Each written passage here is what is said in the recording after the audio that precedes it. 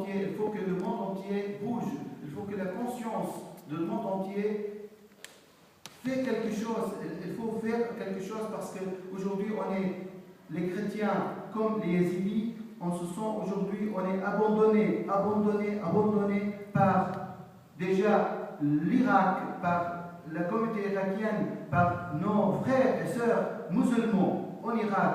Il ne fait rien aujourd'hui. Et le gouvernement, notre gouvernement, malheureusement, depuis des mois, ils sont occupés dans leur jeu de pouvoir, ils sont en train de se battre pour le pouvoir, et les gens sont en train de mourir. La communauté internationale aussi.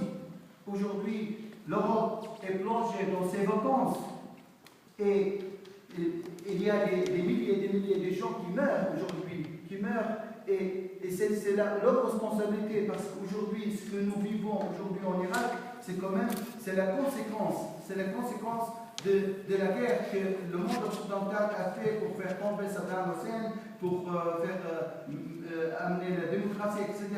Où est la démocratie? Qu'est-ce qu'on a comme démocratie? Et c'est ça ce qui nous fait vraiment, ce qui nous fait mal. Aujourd'hui, on se sent vraiment abandonné par la communauté internationale. Aujourd'hui, on a besoin vraiment que la communauté internationale se mette d'accord, de se mobiliser, et se mobiliser même par l'armée. C'est-à-dire qu'il faut envoyer des armées pour arrêter ce cancer,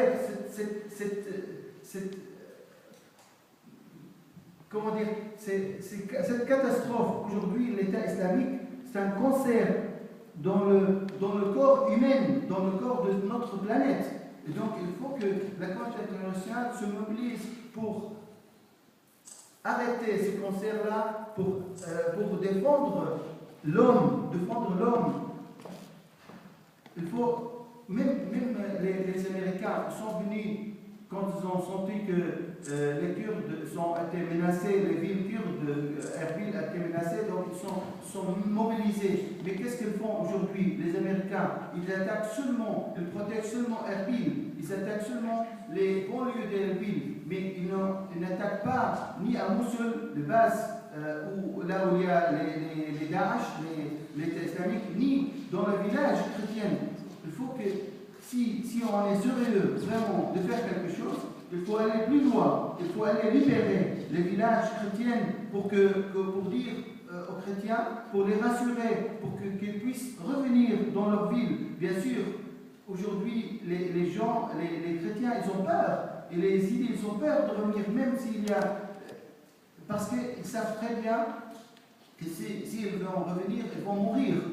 Donc, la première chose à faire aujourd'hui, la communauté internationale, elle doit bouger, elle doit faire une coalition, elle doit collaborer pour envoyer des armées, des soldats pour défendre, parce que l'Irak n'est pas aujourd'hui, malheureusement, n'est pas en mesure de défendre ces petites minorités. Et aujourd'hui, si ces petites minorités, si l'Irak perd ces petites minorités, l'Irak ne devient plus l'Irak. C'est fini. L'Irak, parce que d'avoir un seul couleur, seulement les musulmans, c'est catastrophique pour le pays. Et moi je dis que même les musulmans modérés en Irak, ils sont aussi, comme les chrétiens, comme les yézidis, ils sont aussi pris en otage. Ils sont otages parce que les musulmans modérés qui veulent défendre leurs frères et sœurs yézidis aux chrétiens, ils sont menacés eux-mêmes, ils sont tués aussi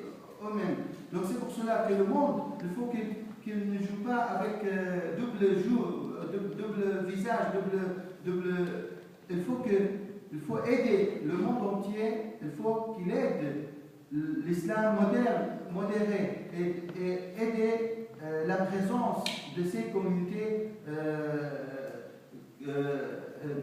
minorités dans ce pays, que ce soit les chrétiens, que ce soit les yézidis. Donc moi je suis désolé de vous présenter un état dramatique, mais c'est la réalité. C'est aujourd'hui ce qui se passe en Irak, c'est une catastrophe humaine.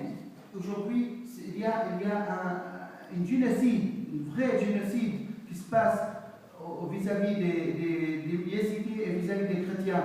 Et pourquoi le monde ne bouge pas? Pourquoi quand il y a une personne ou deux personnes sont attaquées ou mortes, le monde bouge et il y a des milliers aujourd'hui en Irak qui meurent, il y a une vraie génocide et le monde entier n'est rien.